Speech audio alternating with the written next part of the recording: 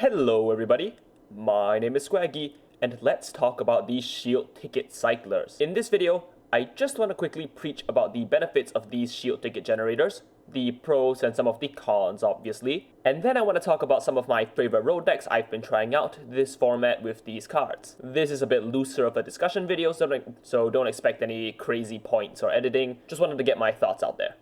These shield ticket cyclers, as their unofficial name, are a series of Grade 1s released in DZ-SS16 and all have the same effect. When they are placed from hand or deck onto the rearguard circle, if your Vanguard has the Persona Ride icon or your right deck Grade 3 has the Persona Ride, you know how card design is these days, you get a Persona shield ticket, assuming you haven't gained one this turn. Then, when you play the shield, you can Soul Blast 1 to move this unit to the Guardian Circle. 5 nations have these, the only exception being Lyrical Monasterio, who just always gets left out of the fun. This effect, I think on first glance to a lot of people did seem pretty innocuous because it doesn't gain power immediately like some of the other cards that net advantage like Shenryi or Cerrgaon, but this effect is really strong. Let's think of it in these terms. First, the Grade 1 slot in many decks are relatively uncontested, at least when you compare it to stuff like Grade 2s. It's the difference between the dual clans of this set and these Grade 1s. The former are all Grade 2s, which take up the front row board space, which makes it difficult to find the room. In a deck like Odium, for example, and this is just a list that topped recently, they want their front row to be Anachronous Dragon and Urut, just so that they can always get as much power and the recycling as much as possible,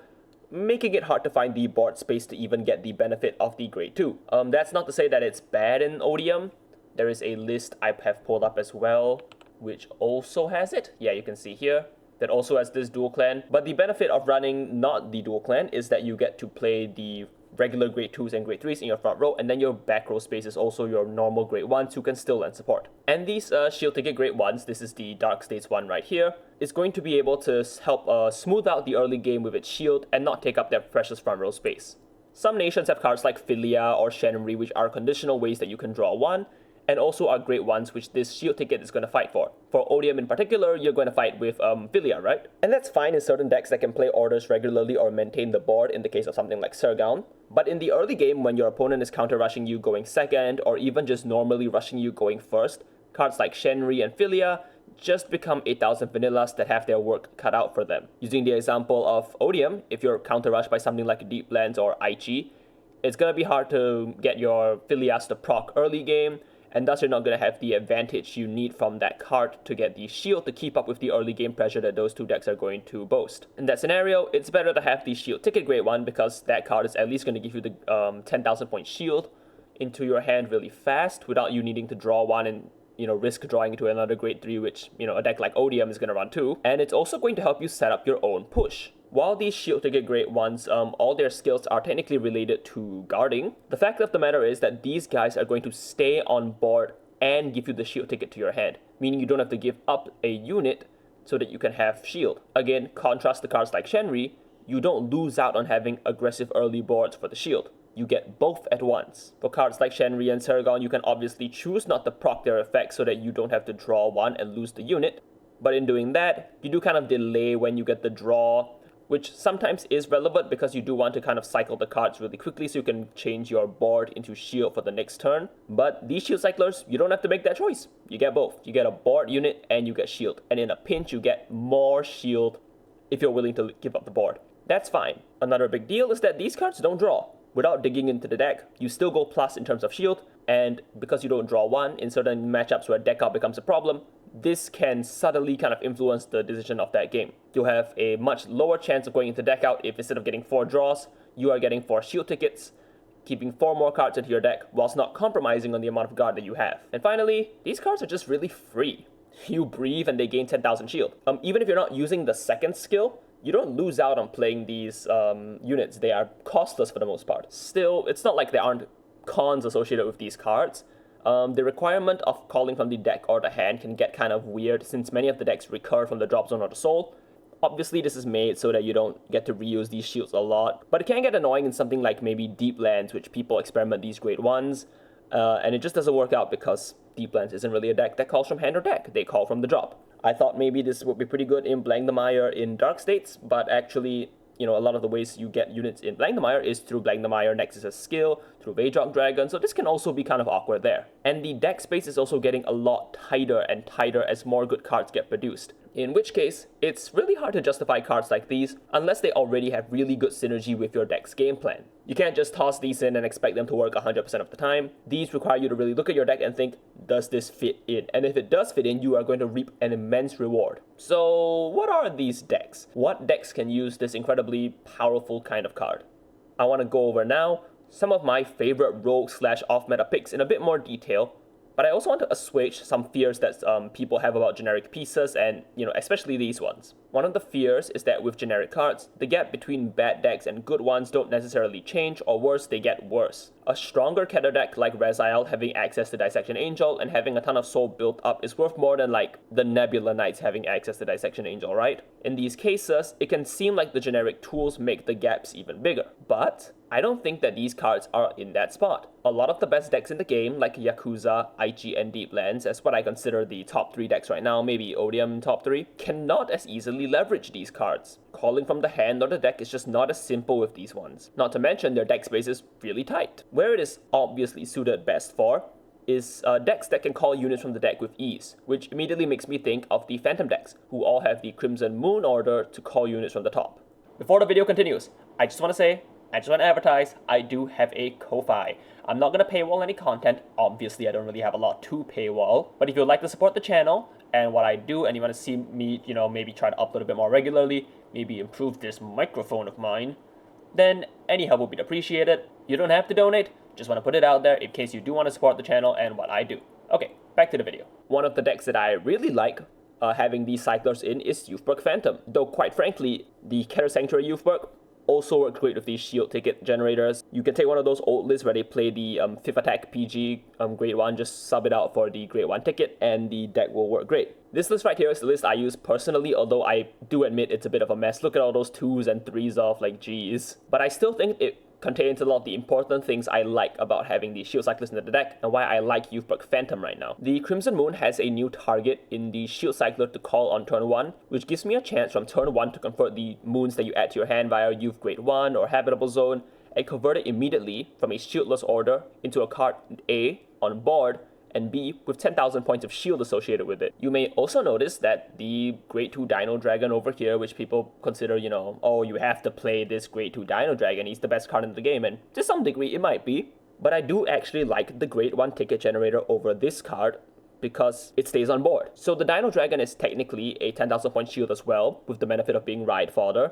And the issue I find with that, and I thought about this for a long time with Youthberk, is the fact that a lot of the time you are in contention between discarding this for ride and Habitable Zone, because I want to dig for my Crimson Moon, which means this Dino Dragon is going to kind of fight with Habitable Zone for the discard timings. So just from that, I get a little bit disincentivized to play too many copies of Belligericro because I just want to discard Habitable Zone more often than not because I really need to see my Crimson Moons. And then to even benefit from the Dino Dragon's 10,000 point shield, you have to actually commit him to Guardian Circle, which means either intercepting or guarding from hand, and in which case, you lose out on some board presence to hit new breakpoints, which does matter for Youthberk. Youthberk as a deck kind of needs to hit these really big numbers. It's all it really has going for it, and especially you want something behind back row center to boost, so that your first Youthberk and your second Youthberk both connote equal amounts of threat and cards they are forcing your opponent to commit. And in that regard, I think it sucks when I have to intercept with Belligericro from the back row.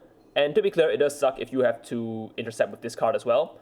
But you can often just not do it because you can keep the 10k in your hand using the shield ticket, and then it becomes even Steven with the amount of shield that the Dino Dragon connoted, and you still keep the unit on board. And when it's on side as a booster, the Dino Dragon doesn't hit a different breakpoint unless the front row unit is Youthberk exactly. But for all the Grade 2s, the Grade 1 does the same amount of boosting, and even behind the Vanguard at certain weird dragon thresholds, you'll be able to still maintain a magic number. Just pretend the heals and the crits are dragons. Just pretend that they're dragons because I just cobbled this list quickly as a visual and I just forgot about the dragon thing, but you should be playing dragon crits and dragon heals so that you can benefit from that as well, yeah? This list is not perfect by any means. You can probably tell by how messy the ratios are, but I've been having a lot of fun with it. The Grade 1 stays on board, meaning constant aggression. The early calls from Moon are high value, and if you don't use Obliterate Dragon Soul Blast 2 too often, you can even get the Intercept skill off pretty often. So I really think with some fiddling, this variant of Berk can become a real menace. I know some people really highly evaluate this Youthberk. I just don't think it's exactly there yet. But this is the closest I've ever felt that to thinking, oh yeah, this deck is it. Give it a try, shuffle around with the ratios. I think you'll have a good time if you like Youthberk, and I hope you try this one, because this one is probably the deck I have the most confidence in among the ones I'm about to show you. I think this one is fast, I think it's really powerful, and in a lot of scenarios, Youthberk sometimes can't really finish the game off turn 4, maybe even turn 5, and having the extra shield does sometimes buy you one more turn of just oomph to kind of close out a game, and I think that's really important. Here is another list I really like also in the Dragon Empire. I've been toying around with this for a bit. You may have seen it on Twitter already, like a long time ago when I posted it.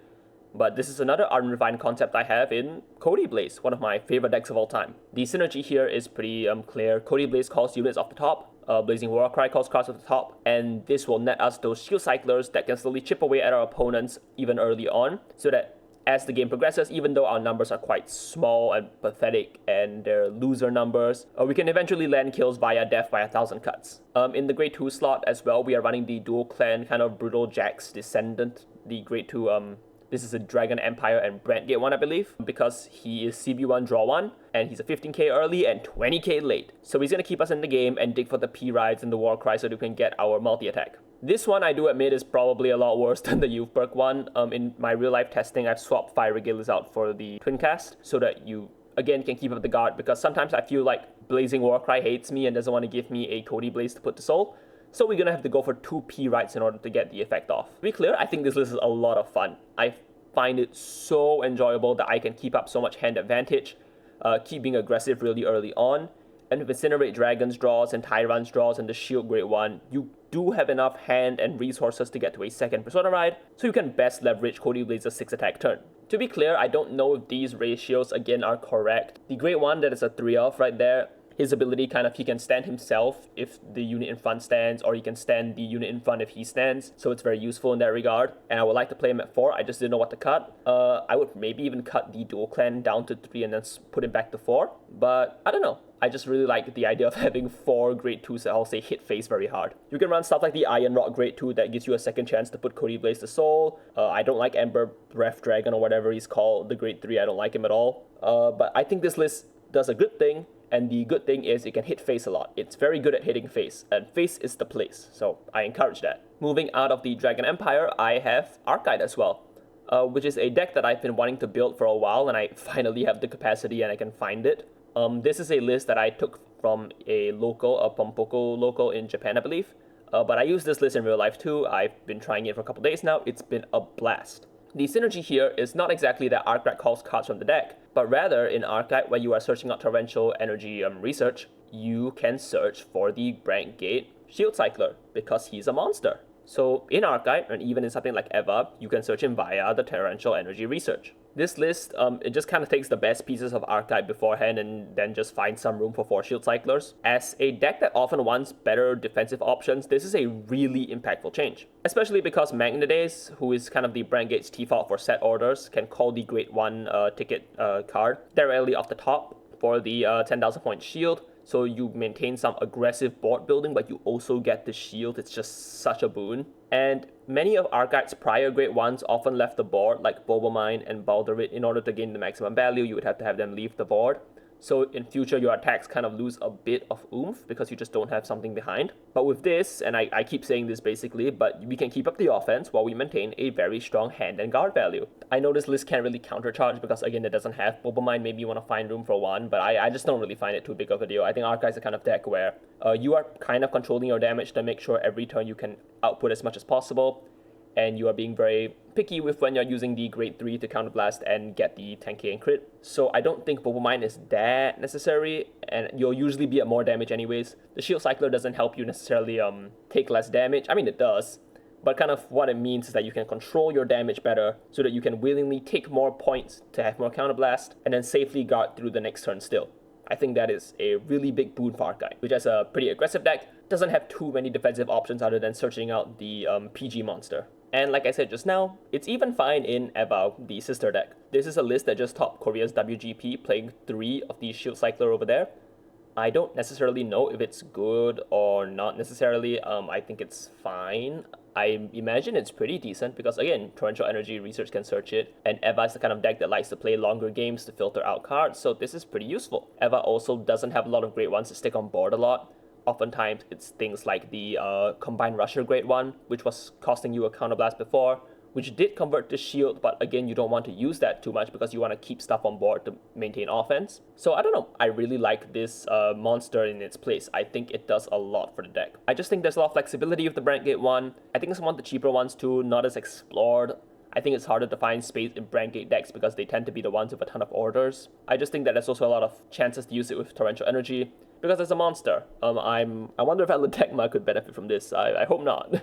And finally, we have Estation. I love Estation. He is my friend. I've been wanting to dabble with shield cyclers here too, so I've just completely stolen this list. I'll leave a link in the description. This list completely cuts the very commonly played Elvina, and instead plays the shield grade 1 ticket generators, which is the Ghost Girl next to Spring. The advantage to this girl is that when you call her off Vital Blaze Blast, which calls from the top 5, you get the shield. And then she can immediately go into your blast token, filtering 1 and then becoming a gauge field for you. This puts her a bit over the edge of Elvina because Elvina, when you called her from the deck, just didn't do anything. You just lost a card in your deck that was pretty valuable. This is completely fine to put to your soul. It doesn't do too much that Estation wants. And it means that even with filtering the deck, we're not just filtering just the filter, we're also getting some shield in exchange. In her place for Elvina, as a way to recur the Vital Blaze Blasts, they are running Sapphira, who can also call Winter back from the drop zone for the crit. But I could also see a player putting Elvina here in the slot of Sapphira if you just care about getting back Vital Blaze Blast. And once Kachidoki comes out and you can start recycling Vital Blaze Blast from your drop zone, we may not have to run it at all. Maybe we can go back to having multiple copies of the Grade 2 Summer, who will draw you one card and become another defensive tool. It's very useful. I think a lot of the cards in this deck are very strong. Like, individually, they're all really strong. And honestly, the weakest part of the deck was having to play stuff like Elvina, having to play stuff like Sapphira to be able to recur your Vital Blaze Blasts. Those are kind of the weakest parts. And this shield ticket will help us in conjunction with the Spring, are going to be really useful defensive tools, which are going to get us to longer games and make sure that even though our hand can sometimes be small, we will have a sufficient number of guards to keep up and get to our high scaling numbers. As a side note, I don't have a deck list prepared. Another Stoichia deck with a deck call and can benefit from this shield is Seraph Phantom, who could theoretically be cutting Shigunas to play these shield cyclers. You give up the filter 1 that Shiguna has when placed on board, but you can maintain the guard that Shiguna would give you if she was stuck in your hand still, so that is kind of the benefit. Of course, the other con to having the shield cycler in the deck is that there is no Phantom tag on her, but you can use something like Exlunas, the grade 3 magic that spawns 1 unit from your drop zone, to get back the grade 1 right line to power it up, even the grade 0. Especially in Seraph Phantom, where the big Chungus hit such a huge number anyway that it normally necessitates a perfect guard. It tends to be that is where, you know, a boost doesn't matter too much, so that's where you can put like a grade 0 behind instead of the grade 1, in which case there's not much of a difference having more Phantoms in rotation anyways. And you can't always Crimson Moon in Seraph as well, just because of how the deck works, needing to play another order, but it does mean stuff like Fontaine, when you check the top 4, you have really good card quality to pick from as well, because now instead of having to choose between keeping Shiguna in hand or playing Shiguna, you can instead play this card, maintain the shield, and maintain board. And to me, that is high value.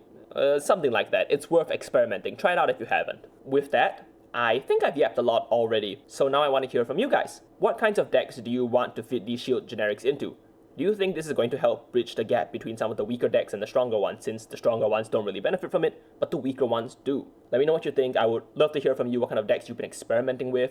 Personally, I'm hoping that these will fix Rajeweled. I want to refine this Youthberk list. I think we can push it really far. I think this deck is really close, especially with the ways we can guard now, so I'm optimistic about it. Yeah, that's it from me. Sorry this is a bit of a sloppier video. I'm getting a lot busier, have full-time employment coming up, so I'm trying to keep up Squaggy where I can, but I also can't compromise on real-life stuff. Alright, that's it from me. Bye-bye. Thank you to my Ko-Fi supporters Big Ben, Lang Long, and Milk. Thanks for contributing to the Squaggy Fund.